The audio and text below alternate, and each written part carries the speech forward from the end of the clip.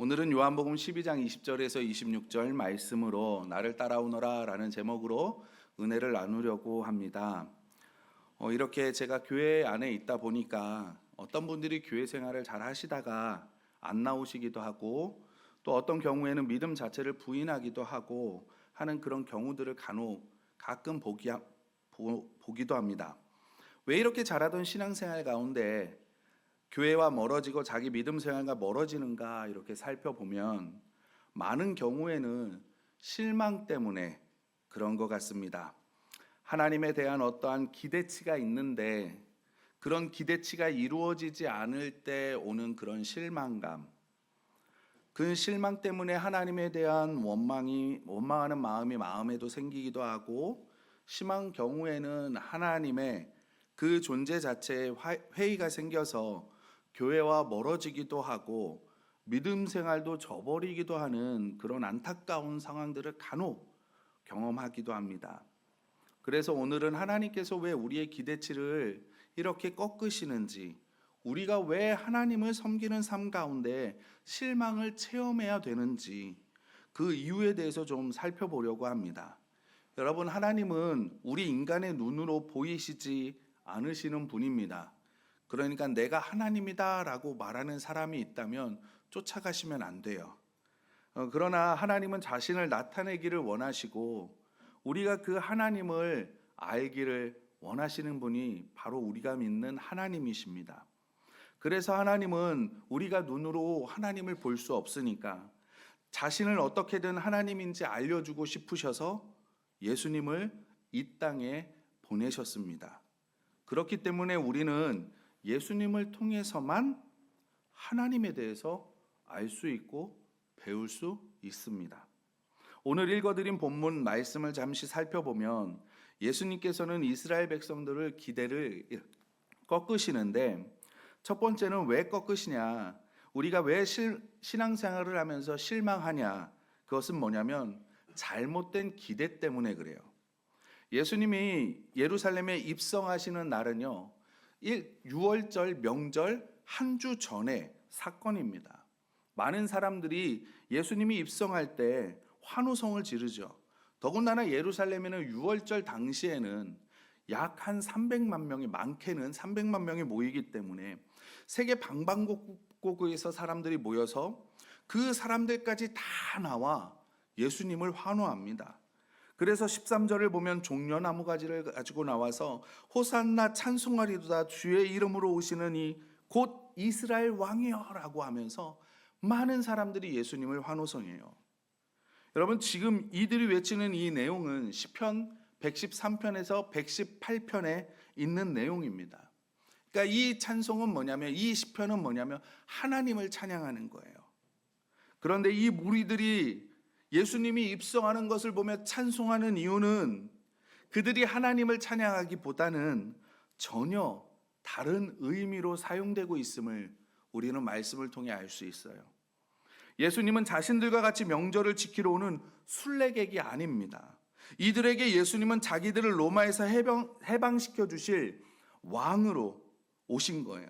해방자가 나타났다는 이런 기대를 가지고 사람들은 지금 예수님을 열광적으로 맞이하고 있어요. 그런데 이런 기대에 예수님께서 부응하셨을까요? 14절을 보면 예수님께서는 어린 나귀를 타고 예루살렘에 입성하십니다. 여러분, 어린 나귀를 타고 입성했으니까 우리는 그렇거니 라고 생각을 하지만 생각해 보십시오. 건강한 30대 장년이 어린 나귀를 타고 오는 모습을 말이에요. 얼마나 초라해 보이겠습니까? 우리가 해방자라고 하면 우람한 백마를 타고 당당하게 입성해야 되는데 어린 낙이 초라하게 입성을 하는 거예요. 지금 그 당시 가장 강한 강대국인 로마, 그 로마를 벗어나서 이스라엘을 독립시켜야 되는데 어린 낙이라뇨. 그 당시에 유대인들은 전쟁하면 뭐라고 생각을 하냐면 말을 생각을 했어요. 평화하면 나귀였습니다. 지금 그 로마와 전쟁을 해도 모자랄 판에 평화를 상징하는 나귀를 타고 온다고요? 이스라엘 백성들은 투사를 생각하며 메시아를 기대하고 환영했는데 예수님께서는 이들의 기대와 다르게 나는 평화의 왕이다라고 외치며 그것을 나타내며 들어오고 계시는 거예요. 예수님께서는 이 어린 나귀를 타고 입성하면서 이스라엘 백성들의 기대를 무너뜨리셨습니다. 그런데 이스라엘 백성들만 그렇게 생각한 것이 아니라 제자들도 그렇게 생각했던 것 같아요. 오병이어 때 사람들이 왕으로 삼으려고 할 때 예수님은 도망가셨고 지금은 아예 예루살렘으로 입성하는데 이스라엘 백성들이 다 모여가지고 왕이요 하고 높여주잖아요. 우리말로 멍석을 지금 깔아주고 있는 거예요. 근데 제자들이 그 예수님, 나귀를 타고 올라가는 그 예수님을 보면서 뭐라고 생각했겠습니까? 아, 예수님 왜 이렇게 초를 치시나 그렇게 생각하지 않으셨겠어요? 그런데 16절을 보니까 시간이 지난 다음에 후에 제자들이 예수님께서 왜 나귀를 타고 올라오셨는지를 깨닫게 돼요. 아, 예수님께서 예언을 성취하려고 올라오셨구나. 아, 예수님께서는 평화의 왕으로 이 땅에 오셨구나. 이스라엘 백성들은 자기를 로마로부터 해방시켜주고 자유를 줄 강한 왕을 기대했는데 예수님은 그 기대를 꺾으셨습니다. 왜 그렇습니까? 이스라엘 백성들의 잘못된 기대 때문에 그래요.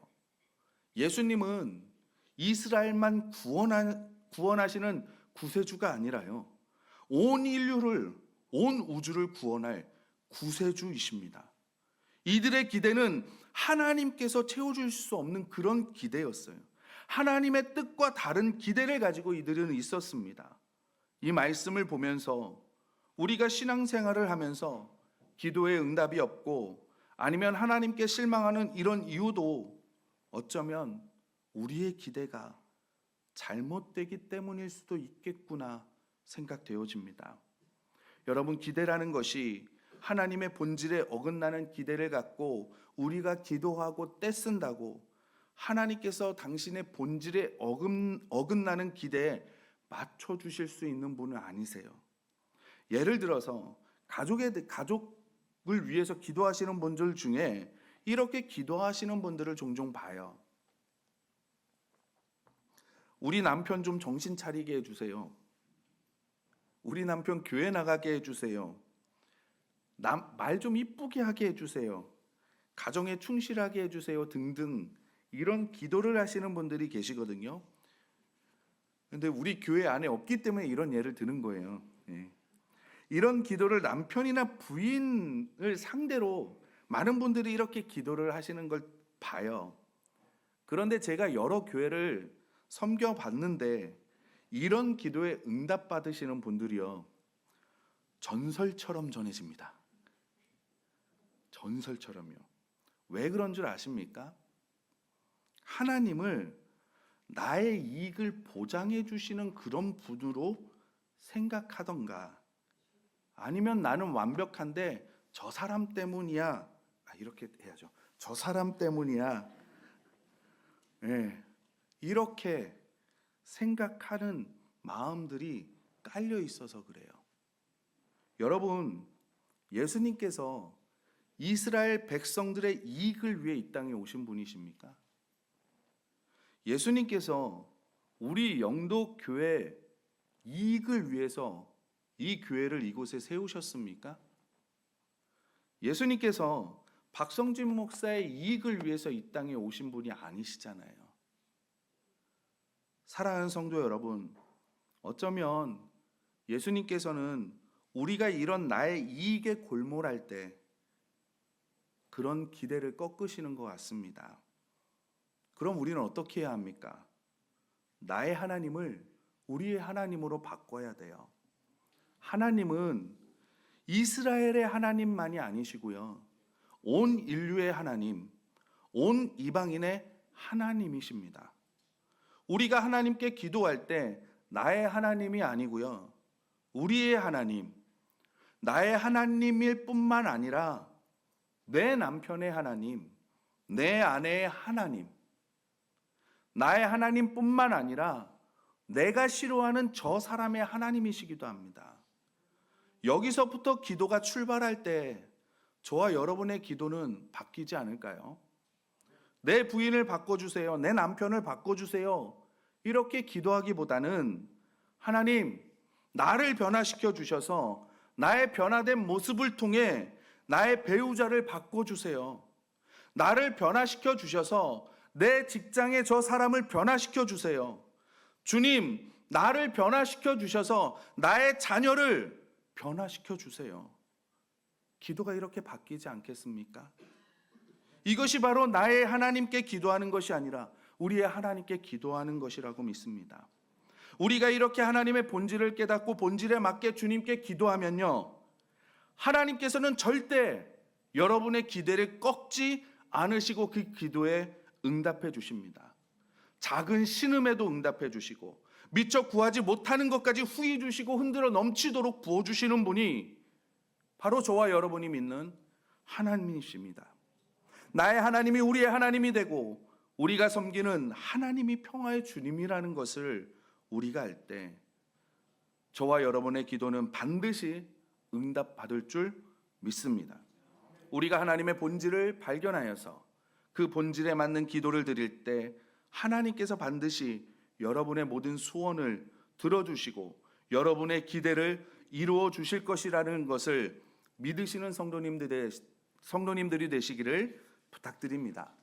두 번째로 우리가 신앙생활하면서 실망하지 않는 비결은요, 내가 미랄이 될 때예요.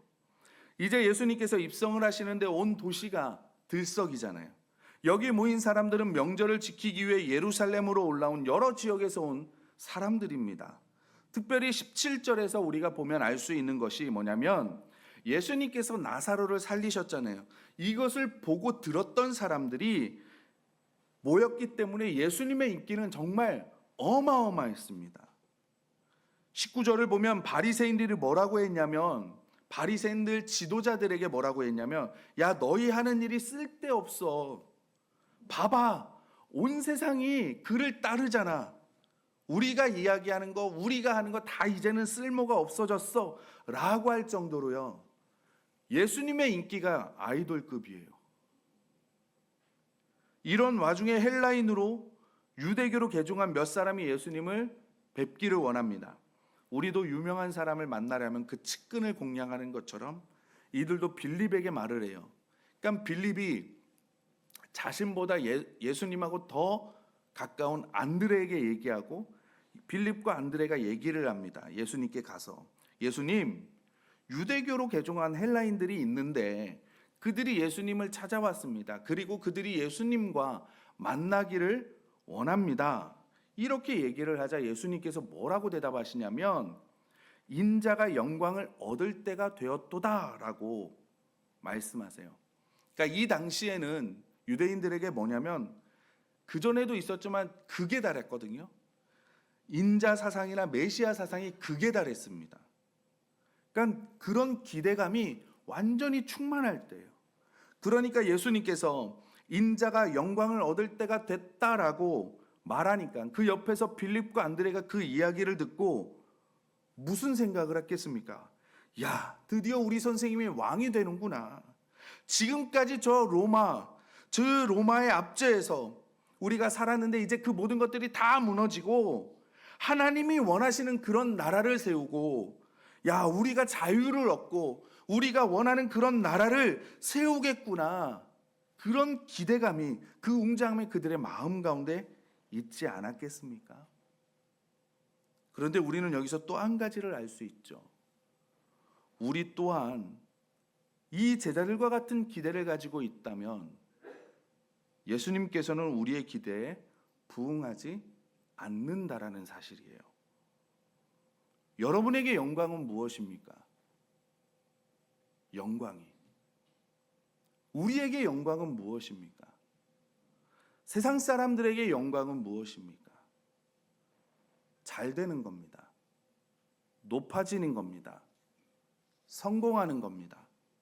그러나 주님이 말씀하시는 예수님의 영광은 십자가를 의미합니다. 그래서 예수님은 20절에 때가 왔도다라고 말씀하시면서 24절에 이렇게 말씀하십니다. 우리 다 같이 한번 읽어보도록 하겠습니다. 다 같이 읽겠습니다. 시작. 내가 진실로 진실로 너희에게 이르노니 한 알의 밀이 땅에 떨어져 죽지 아니하면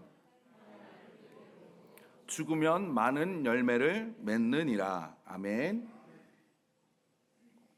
지금 예수님은 자신의 죽음과 십자가를 말씀하고 계시는 거예요. 여러분, 우리가 하나님과의 관계 가운데 실망하는 이유가 뭡니까? 잘못된 기대 때문이잖아요. 그런데 왜 잘못됐습니까? 하나님의 방법에 대해서 잘못 우리가 이해했기 때문에 그래요. 하나님의 영광은요, 반드시 십자가 다음에 옵니다. 하나님의 영광은 반드시 죽음 다음에 옵니다.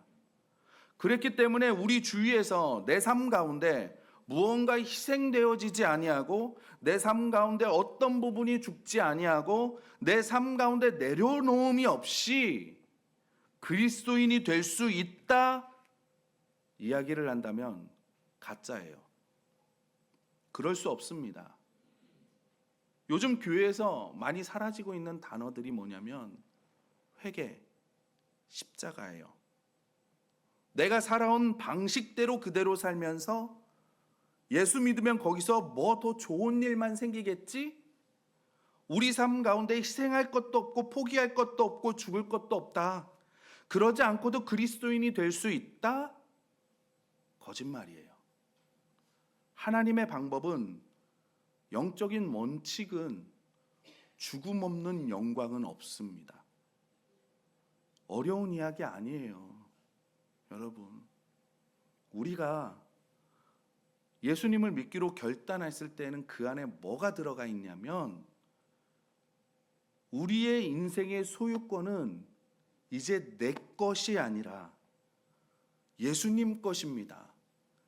우리의 소유권을 예수님에게 드립니다라는 믿음의 고백이, 믿음의 결단이 그 안에 있는 거예요. 그러니까 우리는 이미 그런 삶을 살고 있습니다. 이것이 바로 진짜 구원받은 것이고, 그것이 바로 진짜 예수님을 믿는 거예요. 그래서 우리가 신앙생활 가운데 실망할 때 내 것을 손에 쥐고 하나도 포기하지 않는 사고방식으로 살아갈 때 실망을 하는 거예요. 왜냐하면 하나님의 방법이 아니기 때문입니다.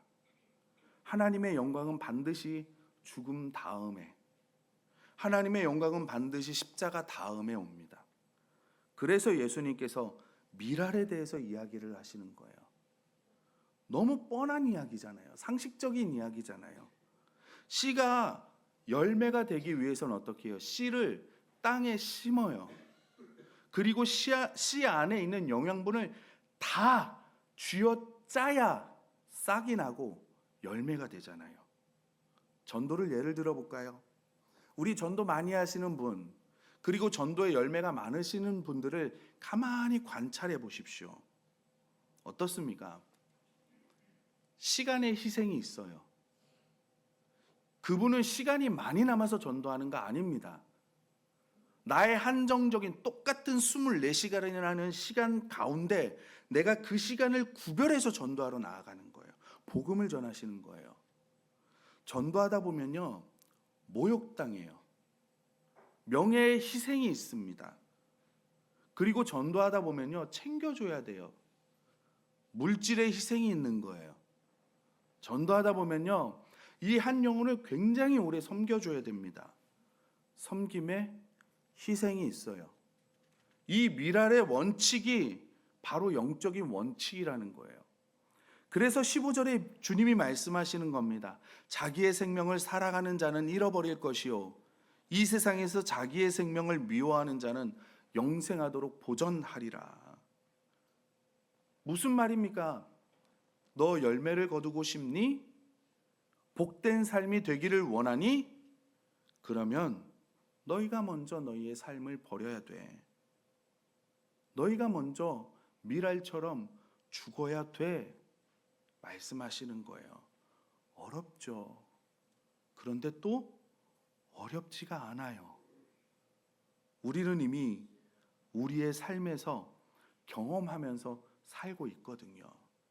여러분, 연인 관계에 있는 사람들 생각해 보십시오. 내가 연인한테 너 아무도 만나지 말고 내가 너 사랑하니까 나만 만나, 나만 바라봐. 절대 딴 사람하고 얘기하면 안 돼. 절대 다른 사람에게 눈길도 주면 안 돼. 얼굴도 마주치면 안 돼. 그러면 어떻게 돼요? 100이면 100 헤어지죠. 내 욕심을 부리면, 내 생각을 안 내려놓으면. 그런데 어떻습니까? 사랑하면 희생하잖아요. 안 해보셨어요? 여러분, 돈 하는 사람이요, 가난하게 살아요. 그러면 목사님 돈 하는 사람 잘 사던데요. 여러분, 돈이 많으면 부자고 없으면 가난합니까? 명절이잖아요. 온 가족이 모여서 툭불 소고기 싹 구워 드시면서, 맛있게 드시면서 집안 식구들이 싸우고 있다면 행복하십니까? 간단한 반찬이지만 온 가족이 식탁에 둘러앉아 화목하게 식사를 한다면 행복하지 않으시겠습니까? 우리가 뉴스나 신문 기사에서 보면 다 큰 형제자매가 싸우는 이유가 왜 그래요? 마음이 상하는 이유가 왜 그래요? 왜 싸웁니까? 왜 다툽니까? 대부분이 뭐냐면 작은 물질이라도 더 가지려고 하는 마음, 그것 때문에 싸우더라고요. 가진 것과 상관없이 내가 부족함을 느끼지 않는다면 부자입니다. 그러나 내가 부족을 계속 느낀다면 가난한 거 아니겠습니까? 그래서 내가 얼마나 가난하냐, 내가 얼마나 부자냐, 갖고 있는 거에 달려있는 게 아니에요. 그리고 이 돈을 추구하시는 분들 가만히 보면요, 돈을 추구하다 보면 모자란대요. 더 가져야 된대요. 부족하대요. 넘치게 있으면서도 더 쌓아야 된대요. 마음이 계속 궁핍하고 마음이 가난하게 살아가요. 그리고 오늘 말씀에 여기서 우리가 사랑한다, 미워한다 말하니까 극단적으로 생각할 수 있는데, 이것은 극단적이 아니라 비교하는 거예요. 자기의 생명을 사랑하는데 내 생명을 더 사랑하고 덜 사랑하는 비교예요. 무슨 말이냐면, 우리 파랑새 이야기 알잖아요. 파랑새를 잡고 찾으려고 하면 잡지도 못하고 찾지도 못한다는 거예요. 행복하려고 내 삶을 행복에 추구하고 행복만 쫓아간다 그러면 그렇게 할수록 못 얻는다는 거죠. 포기할 때, 내려놓을 때 얻는다라는 거예요. 뭐냐면, 욕망이 나쁜 것은 아니지만 욕망이 하나님의 소원과 대치될 때 너는 욕망만을 추구할 것이냐, 아니면 욕망을 내려놓고 하나님의 소원을 추구할 것이냐 물어보는 겁니다. 앞에서 부부관계에 대해서 말씀드렸으니까 내 남편, 내 아내의 변화를 추구할 거냐, 아니면 네가 하나님이 원하시는 남편, 네가 하나님이 원하시는 아내가 될 것인가? 무엇을 가장 중요한 소원으로 삼을 거냐라고 지금 물어보시는 겁니다. 너 뭘 포기할래? 내가 이제는 얼마나 돈을 많이 버느냐, 이것이 우리의 소원이 되지 아니하고, 어떻게 하면 이제 하나님께서 나에게 주신 이 물질을 잘 관리해서 이웃을 돕고 하나님을 섬기고 가정을 섬길 수 있을까 하는 것이 나의 소원이 되고 나의 비전이 되고 나의 꿈이 되었을 때, 그런 분에게 하나님께서 물질의 축복을 주신다는 거예요. 자녀도 마찬가지입니다. 저도 자녀들을 이렇게 보면 옛날 생각하면서 저 때 내가 이렇게 했었으면 더 좋았을 걸 이라는 그런 후회 다 가지고 계시잖아요. 그래서 그런 생각을 가지고 자녀들에게 한마디 할 때가 있어요. 그리고 나면요, 후회해요, 제가. 그리고 무슨 생각하냐면, 차라리 말을 하지 말걸. 그런 후회를 합니다. 우리가 그런 후회를 가지고 자녀들을 이야기하는 게 아니라 어떻게 하면 하나님의 소원을 찾으려는 자녀로 양육할까? 이것이 부모의 소원이 되어야 하지 않겠습니까? 그럴 때 하나님께서 약속하시는 거예요. 자기의 생명을 사랑하는 자는 잃어버릴 것이요, 이 세상에서 자기의 생명을 미워하는 자는 영생하도록 보존되리라. 여러분, 혹 하나님과의 관계 가운데 실망을 경험하십니까? 기도에도 응답이 안 오고 기대치가 무너지는 그런 아픔들을 가지고 계십니까? 가만히 생각해 보시기 바랍니다. 내가 이 하나님의 원칙, 영적인 원칙을 무시하고 내가 목숨을, 내 이익을 위해서 하나님을 이용하려고 있는 것은 아닌가? 하나님께서 나의 기대를 채우지 못하는 것이 아닌가? 사랑하는 성도 여러분, 나의 소원을 하나님의 소원으로 바꾸시기를 바랍니다. 가정에 대한 내 소원을 포기하시고 가정에 대한 하나님의 소원을 품으십시오. 배우자를 향한 내 소원이 아니라 하나님의 소원으로, 내 자녀를 향한 혹은 내 부모님을 향한 내 소원이 이제는 하나님의 소원으로, 직장 생활이나 교회 생활이나 모든 소원이 나의 소원, 내 소원, 그것이 아니라 하나님의 소원이 될 때 하나님께서 여러분의 기도에 반드시 응답해 주실 것을 믿습니다. 하나님께서는 우리의 기대를 채우시고 소원을 들어주시는 것이 큰 소원이신 하나님이십니다. 세 번째로 우리가 실망하는 이유는 뭐냐면 하나님에 대한 잘못된 관점 때문이에요. 우리 신앙생활을 하면서 내가 바라는 모든 것이 이 세상에서 이루어지기를 원하잖아요. 간혹 그런 마음이 들 때도 있어요. 그런데 25절, 26절 말씀 우리 다 같이 한번 읽어보도록 하겠습니다. 25절, 26절 말씀입니다. 시작. 자기의 생명을 사랑하는 자는 잃어버릴 것이요, 이 세상에서 자기의 생명을 미워하는 자는 영생하도록 보전하리라. 사람이 나를 섬기려면 나를 따르라. 나 있는 곳에 나를 섬기는 자도 거기 있으리니 사람이 나를 섬기면 내 아버지께서 그를 귀히 여기시리라. 아멘. 저는 우리 영도교회 모든 성도님들이 하나님께서 정말 귀히 여기시는 분들이 되시기를 소원합니다. 여러분, 이 땅의 것에 목적을 두고 있는 이들에게 예수님께서는 화제를 이 땅에서 영생과 천국으로 눈길을 돌리세요. 왜냐하면 하나님의 주 관심사는 천국에 있기 때문에 그렇습니다. 우리 인간은 한 80, 100년 살다가 다 죽습니다. 그리고 그 다음에 영생이라는 것이 있어요. 이 삶이 끝이 아니라 영생이라는 것이 있다고요. 여러분, 우리가 어디에 중점을 두어야 합니까? 이번 설 연휴가 되게 길지요. 그래서 해외에 나가시는 분들이 많다라는 기사를 읽은 것 같아요. 그런데 해외여행 가는 사람 중에 이번 명절에 많이 가봐야 일주일 가겠죠. 내가 그 여행 가는 그곳에서 내가 누릴 것 다 누리고 살 것 다 사고 그렇게 해야 되니까 여기 있는 집을 팔아서 여행 가는 지역에 집을 사고 일주일 탈 차를 사고 거기서 다 하고 일주일 후에 온다고 얘기를 한다면 여러분은 뭐라고 말씀하시겠습니까? 잘했다, 현명하다, 지혜롭다, 현실성 있다 말씀하시겠습니까? 하나님께서는 영생에 관심이 있기 때문에 우리에게 영생의 유익이 될 때는요, 가끔 우리의 삶에서 고난도 허락하시고 손해도 허락하실 때가 있어요. 하나님, 왜 나에게 이런 일이 생깁니까?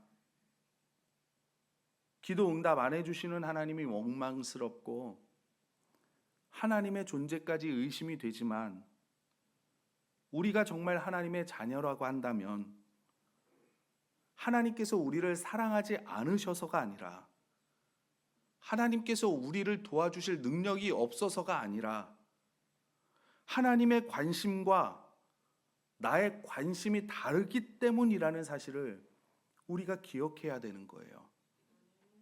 성경에 보면 곳곳에 고난과 하나님 앞에 섰을 때 상급받는 것에 상관관계가 있는 것을 되게 가까운게 있다는 것을 우리는 알 수 있어요. 고난과 상급은요, 비례합니다.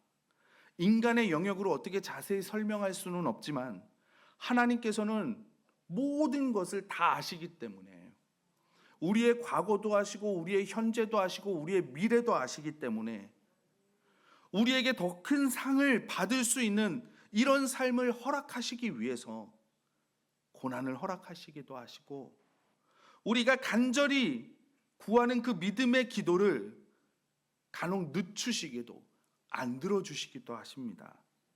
여러분, 하나님께서 이렇게 여러분의 기대가 어긋나게 하실 때는요, 그러므로 우리가 하나님을 원망하지 마시고 전지하시고 전능하시고 우리를 그 누구보다도 나를 나보다 더 사랑하시는 그 하나님을 찬양하고 감사하시는 여러분들이 되시기를 바랍니다.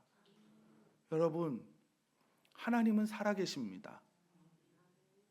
그 하나님은 여러분을 사랑하십니다. 지금 내가 하나님께 나의 이익을 좀 이렇게 줄 수 있는 분으로 강구하고 있는 것은 아닌가. 또 내가 죽기를 거부하고 희생하기를 거부하고 내가 미랄이 되기를 거부하고 그냥 내가 원하는 것 다 갖추기를 원하면서 그렇게 하면서 내가 교회 생활도 믿음 생활도 잘하면 되지 이런 기대를 가지고 있는 것은 아닌가. 하나님의 영적인 원칙을 거역하면서 하나님께 큰 인간적인 이익적인 기대를 품고 있는 것은 아닌가. 우리가 살펴보아야 합니다. 혹 그런 것이 보여진다면 회개하셔서 하나님의 합당한 성품의 열매를 맺으시고 하나님의 방법에 마땅한 이런 기도를 드리실 때 여러분, 하나님께서 100% 여러분의 기도를 들어주실 줄 확신합니다. 너희가 내 안에 내가 너희 안에 거하면 무엇이든지 구하는 대로 받으리라. 주님께서 약속해 주셨습니다. 2025년에는 저와 여러분들이 이런 삶과 이런 축복을 누리시기를 주님의 이름으로 축원합니다.